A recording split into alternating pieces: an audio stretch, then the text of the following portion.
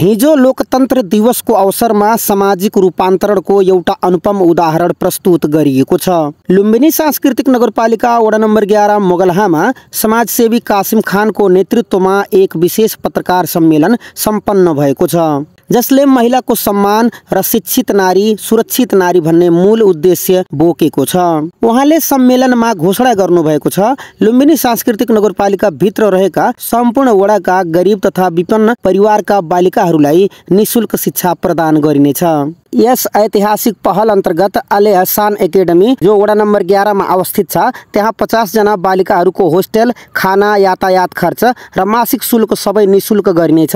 साथै वडा नम्बर 5 महसडमा रहेको मदरसा जमियतुल इस्लाहमा पनि 15 जना बालिकाहरूलाई पनि यस्तै सुविधा सहित शिक्षा दीक्षा दिनेछ।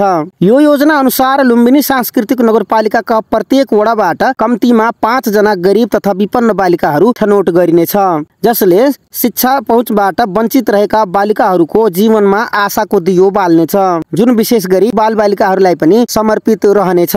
यसो गर्नुको एक मात्र उद्देश्य हो समाजका सबै वर्ग, जात, धर्मका बालिकाहरूलाई समान अवसर प्रदान गर्नु हो। यो अभियान नारी शिक्षाको नयाँ युगको सुरुवात गर्ने मात्र होइन, सामाजिक समरसता, समानता र समृद्ध भविष्यको निर्माणका लागि यात्रामा एक महत्त्वपूर्ण पाइला साबित हुनेछ। सर्वप्रथम यहाँ के छ भनेर शिक्षाप्रति नै यहाँ छ कि 65 जना विद्यार्थीहरूलाई फेरि एजुकेसनको बारेमा 1850 देखि यदि तपाईँ हामीले ब्यागमा गएर शिक्षाप्रति के थियो भनेर 2% भन्दा पहिला शिक्षामा मान्छेहरू शिक्षित थिएनन्।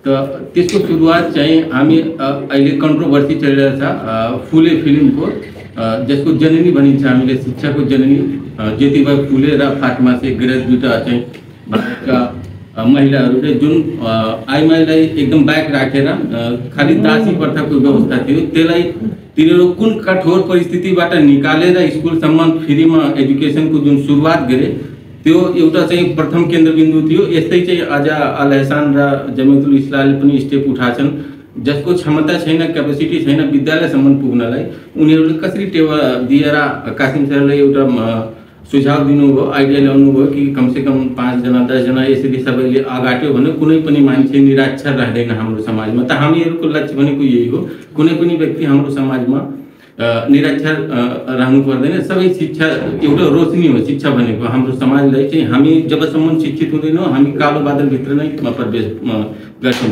हाम्रो चाहिँ प्रश्न निकाल्ने क्षमता पनि मरि नै रहन्छ। जबसम्म हामी शिक्षाभित्र प्रवेश गर्छौँ तब हामीले क्वेसन खडा गर्छौँ र क्वेसनको निदान जुनसुकै सत्ता अथवा केन्द्रमा बस्ने सबैलाई दिनुपर्छ। त्यो एउटा हो कि जननी। लोकतन्त्र दिवसमा गरिएका यस्ता सकारात्मक पहलले जीवनलाई जति नजिक ल्याउँछ, अधिकार र अवसरलाई पनि साँचो अर्थमा सुनिश्चित गर्नुपर्नेछ।